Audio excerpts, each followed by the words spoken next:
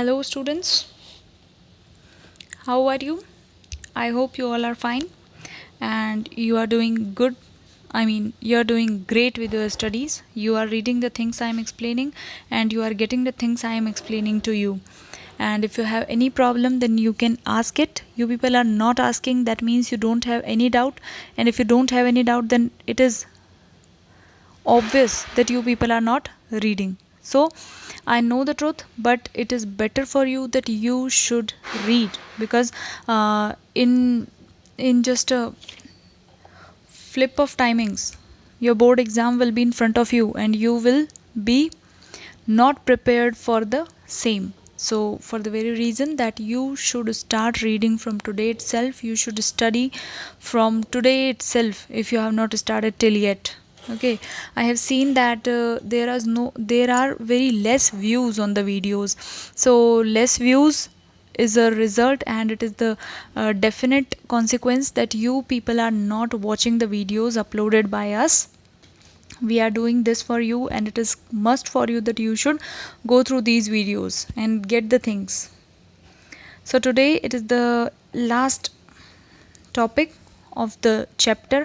Actually, in Sandeep Garg, chapters have been divided in components. Units have been divided into the components. So for suppose chapter first was circular flow of income, then next is basic concepts of macroeconomics, and third one is national income and related aggregates. But when you will go in the NCERT, so it will only one heading will be there, that national income accounting, okay या फिर national income and related aggregates.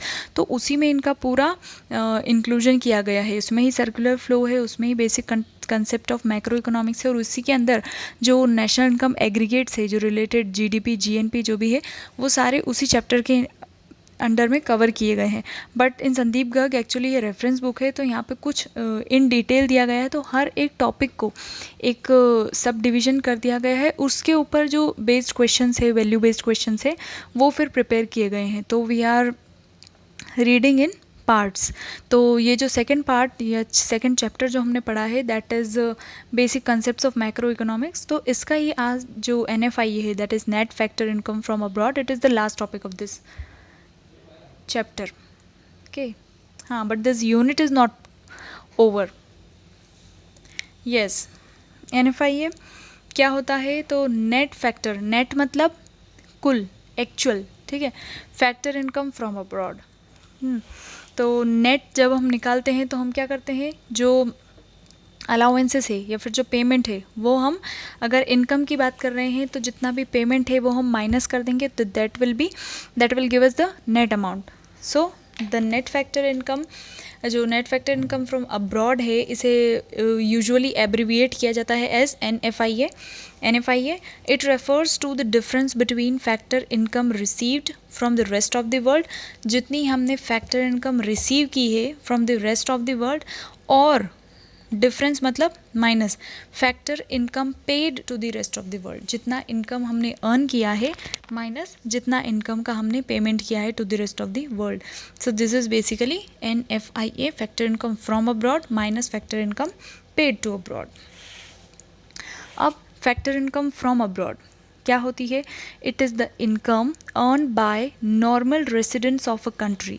Resident, आपको resident non resident का concept आपको बहुत अच्छे से बता चुकी हूँ मैं पहले भी. रेसिडेंट,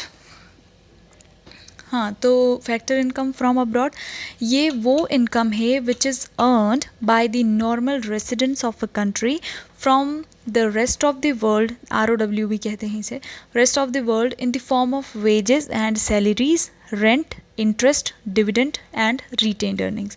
अब रिटेन्ड अर्निंग्स क्या होती है? रिटेन्ड अर्निंग्स वो पार्ट होता है प्रॉफिट का जो आपने रिजर्व करके रख लिया होता है, मतलब एक सेफ अमाउंट, ठीक है, सेव कर लिया आपने. सेविंग्स जो होंगी आपकी, वो एक ऑर्गेनाइजेशनल या फिर एक बिजनेस टर्म में क्या कहलाएंगी? आपकी retained earnings. Refer to that part of profits which is kept as reserve after paying the corporate tax and dividend. आपने सारा पेमेंट कर दिया है शेयर होल्डर को, स्टॉक होल्डर्स को, स्टेक होल्डर्स को, सॉरी, डिविडेंड्स और कॉरपोरेट टैक्सेस पे करने के बाद जो आपके पास अमाउंट बचता है, उसमें से अगर आप सेव करके रख देते हैं आइदर फॉर फर्दर एक्सपांशन और फॉर दिस इन्वेस्टमेंट किसी के लिए भी, तो वो आपकी क्या कहलाएंगी, रिटेन्ड अर्निंग्स कहलाएंगी। ठीक है, तो फैक्टर इनकम फ्रॉम अब्रॉड जो एक नॉर्मल रेसिडेंट रिसीव करता है from rest of the world, और फैक्टर इनकम टू अब्रॉड जो एक नॉर्मल रेसिडेंट पे करता है टू दी अदर कंट्रीज़। ठीक है, that is non resident, sorry my mistake. Factor income to abroad, factor income जो हम पे करते हैं टू द नॉन रेसिडेंट। ठीक है, for suppose any American comes to India and if we are paying him for the work he has done, तो that will be factor income to abroad, क्योंकि वो अमेरिका के लिए income होगी, America के लिए वो इनकम हो जाएगी, बट हमारे लिए वो क्या है, पेमेंट होगा। ठीक है, for their factor services and with in the economic territory. I hope you understand these concept of resident and non-resident. If you don't understand, then go through the video again. See, concept are not difficult at all, but what is difficult, that you should understand that with in detail. Okay, if you'll go through the explanation and listen it carefully, then it is clear, it will be clear to you. ठीक है, कि क्या resident होता है और कौन non resident होता है, who has been categorized as a resident and non-resident. Next one is significance of NFIA. अच्छा, यह नेक्स्ट स्लाइड में है एक्चुअली, यहाँ पे बता रखा है। अच्छा ठीक है, let me go through the next slide. ये रहा सिग्निफिकेंस है। ये क्या है सिग्निफिकेंस NFIA का? It is significant to differentiate between domestic income and national income. अब क्यों?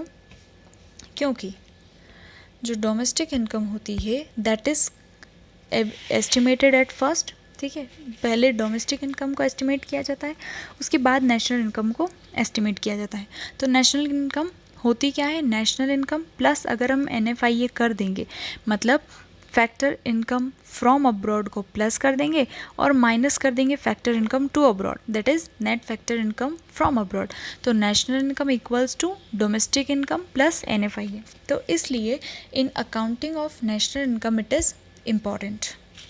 ठीक है, कैलकुलेट करने के लिए NFIA ज़रूरी है। अब NFIA की 3 स्टेजेस हो सकती है। It can be positive, it can be negative and it can be zero. ठीक है, तो आपको अच्छे से पता है जब भी हम ये माइनस का कंसेप्ट होता है ना, तो अगर फर्स्ट टर्म बड़ी है और दूसरी टर्म जो है दैट इज़ वो वाली जो सेकंड टर्म है वो अगर छोटी है तो रिजल्ट विल बी पॉजिटिव। दोनों टर्म्स बराबर है, that is factor income earn from abroad minus factor income paid to abroad, अगर दोनों इक्वल है तो NFIA ज़ीरो होगा। और अगर फैक्टर इनकम अर्न जो की है वो ज़्यादा है, सॉरी फैक्टर इनकम जो अर्न की है वो कम है और जो फैक्टर इनकम पे की है वो ज़्यादा है, तो NFIA क्या हो जाएगा? नेगेटिव हो जाएगा। एक सिंपल सा कंसेप्ट है and very understandable concept, but it is given here in the book, so I have explained you. Next is components of NFIA। NFIA के कंपोनेंट्स मतलब कुछ ऐसी चीज़ें हैं, कुछ ऐसे कैटेगराइजेशन है कि उसके लिए हो सकता है कि आप उसमें कंफ्यूज हो जाए, तो वो यहाँ पे इन्होंने कैटेगराइज कर दिया गया है कि कौन कौन सी चीज़ें नेट फैक्टर इनकम में आएंगी और कौन सी एक्सक्लूड होंगी। तो पहला जो है that is net compensation to employees. ठीक है, compensation basically rent, salary, wages ये होता है। नहीं हाँ ठीक है, अर्न इनकम जो अर्न होती है that is basically compensation. Net compensation to employees it means difference between, किसके बीच में? डिफरेंस मतलब माइनस। क्या माइनस करना है हमें? Work income from work received by resident workers living और employed abroad for less than 1 year. That is जैसे कि मान लीजिए आप एक एम्प्लॉय हैं, आपका जॉब लोकेशन या फिर आपका जॉब USA में, आपकी जॉब सेटल हो गई या फिर जॉब लग गई आपकी USA में फॉर लेस देन 1 ईयर, तो आप वहाँ से जो इनकम अर्न करेंगे उस इनकम की यहाँ पे बात कर रहे हैं कि वो income net compensation to employees में फर्स्ट वाला पार्ट होगी, that is factor income from abroad. क्योंकि आप कमा तो आप रहे हो बट आप क्या हो? नॉर्मल रेसिडेंट हो इंडिया के, तो that income will be included in Indian income. ठीक है, इंडियन नेशनल इनकम माइनस अब अगर वहीं आपकी जगह कोई एक अमेरिका से कोई बंदा आता है यहाँ पे फॉर लेस देन 1 ईयर और वो यहाँ पे वर्क करता है, तो हम जो उसे इनकम पे करेंगे वो कहाँ जाएगी एक्चुअली में, अमेरिका में, तो वो यहाँ से डिडक्ट हो जाएगी. तो it refers, I hope you are understanding because I have clearly explained you.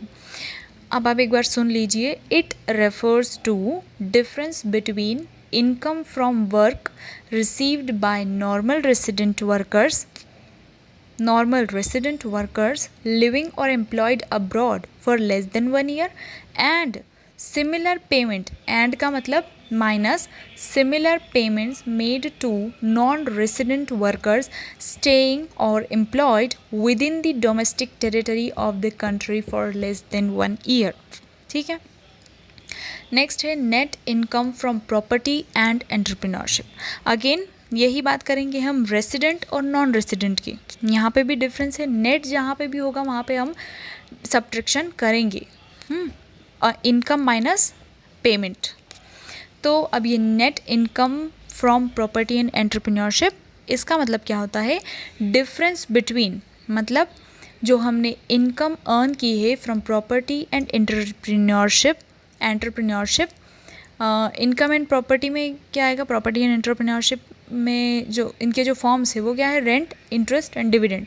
In form में जो भी इनकम रिसीव की है एक normal resident of the country ने, एंड जो सिमिलर पेमेंट अगर हमने किया है टू दी नॉन रेसिडेंट्स, तो अगेन एंड मतलब माइनस होगा. जो इनकम एक normal resident through the property and entrepreneurship के फॉर्म में अगर एक नॉर्मल रेसिडेंट इनकम अर्न करता है वो, माइनस एक नॉन रेसिडेंट अगर ये इनकम अर्न करता है from the within the domestic territory, तो उसे हम माइनस कर देंगे. तो net income from property and entrepreneurship will be the result.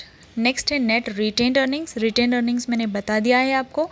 ये वो पार्ट ऑफ प्रॉफिट होता है जो बचा है किसके बाद, after paying corporate taxes and dividends.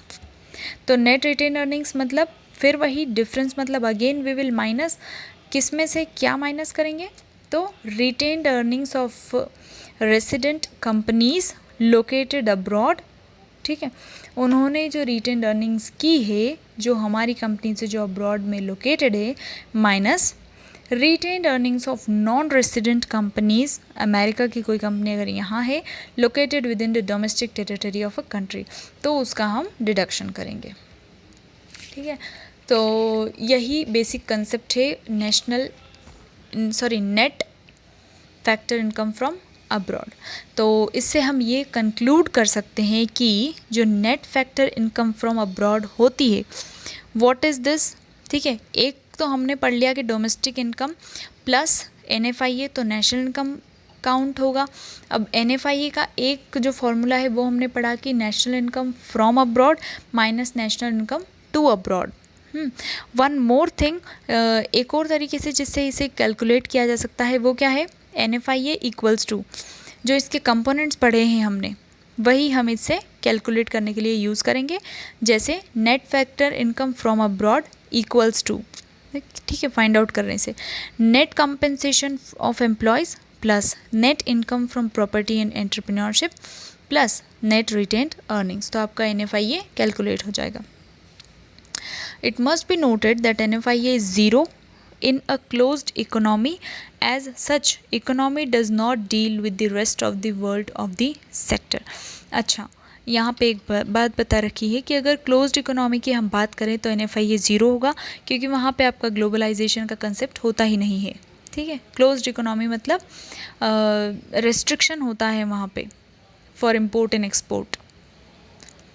Okay fine. तो इसके बेसिस पे आप न्यूमेरिकल्स कर सकते हैं. मैं अभी आपको बता तो सकती हूँ numericals, but I don't know whether you people are going through or not, तो it will be a waste of time.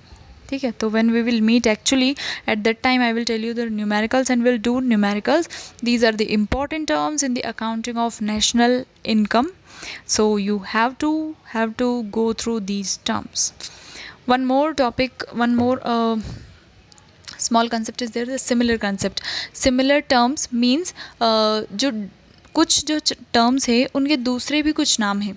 ठीक है, जैसे कि domestic territory is also known as economic territory, actually मैंने थ्योरी कर दिया इसे, सॉरी, ठीक है। हाँ, इकोनॉमिक टेरिटरी भी कहते हैं। Factor income is also known as earned income. Transfer income is also known as unearned income. Investment is also known as capital formation, and subsidies also known as economic assistance and financial assistance. Depreciation is also included in this, but I have not